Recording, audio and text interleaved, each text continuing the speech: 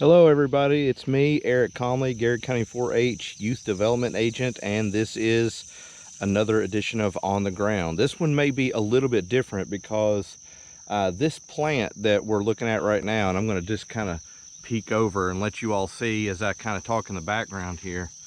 This one is one that is so tall that I'm not going to be able to get on the ground with it. I'm sure if I could find some smaller ones, there's a few that are next to me here, but I don't want to crush any plants while I'm here because this is such a beautiful area. So I am actually at Dupree State Nature Preserve, which is in Garrard County. It follows along the Palisades. It's one of the 3 nature preserves that we have in Garrard County. So, and I strongly encourage you to get out to these facilities and the public facilities and walk the trails and see all the really beautiful flowers and experience the wildlife. When I was here yesterday looking around to see what was here, I saw 13 rabbits. I saw a doe and 2 fawns. So anyway, there's a ton of things to see here, and plus these facilities, the ones that are open for public, they're for you, and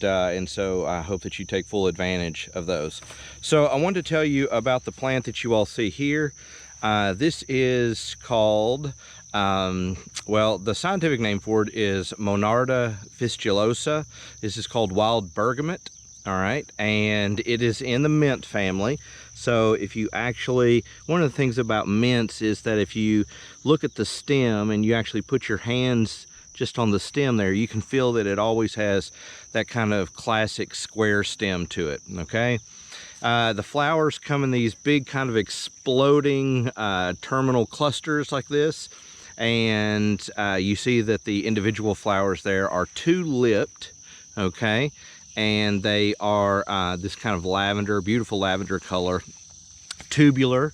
And so because of that tubular structure, it's basically an invitation for a variety of flying insects. And I've actually taken some video of some really cool insects that are here right now. There's bumblebees that are on them. There's actually different types of moths that are on them right now. So I'm hoping that I can share some of those images or at least some of the video with you as well. So getting back to the etymology of the name, so this one is Monarda, is actually named after he was a physician and a botanist. His name was Nicholas Monardis. He was in Seville, Spain, and he had never been to the Americas. He lived in the late 1400s and 1500s, but he had never been to the Americas. But Linnaeus actually named this plant after him because of the work that he did with medicinal plants in Spain. And since Spain basically controlled the navigation of the world, and especially the look at this right here. Isn't that amazing? Isn't that really cool? It's so awesome. That's so awesome. Look at that. Oh, I apologize, Monardes. I'll get back to you in just a second. All right. So I'll let that one do its work. Anyway, so he had never been to the Americas, but he studied medicinal plants in Spain, and because they controlled navigation, especially for the New World, Linnaeus thought it would be a good idea to name it after him. Now, they can grow to be very tall, which is the reason that I'm not doing an on the ground, kind of a slumped over version of it right now.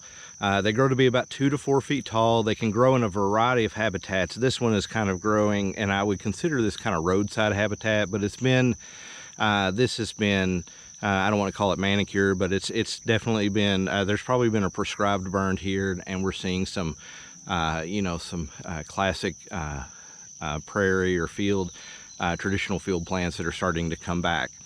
As far as the plant itself, it has a really long blooming period, and so this is one that you'll see for a while, even though the flowers tend to die back fairly quickly.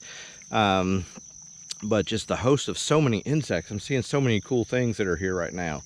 Now, the leaves on it are very aromatic. And if you look at the leaves, they're these toothed leaves that you see here. And like most mint family representative, so you can see that it's an opposite leaf and branching pattern that's there. So as far as medicinal uses, as far as things that we use it for humans, this one is obviously a relative of the one that is more of a bright red color. It's called bee balm, and so we see that one as well. This one is also called bee balm, so common names are just simply that. They're just common names. But anyway, it's been used in colds and flus. It was actually used, the leaves have been used to make into a tea by some Native American tribes. So I think if you look up like the Ojibwe, and I'm probably brutalizing these Native American names, so I'm going to apologize right out of the gate. Winnebago, the Menominee, those tribes used for a variety of different things as far as medicinal uses, but we do make teas and things out of the leaves. So I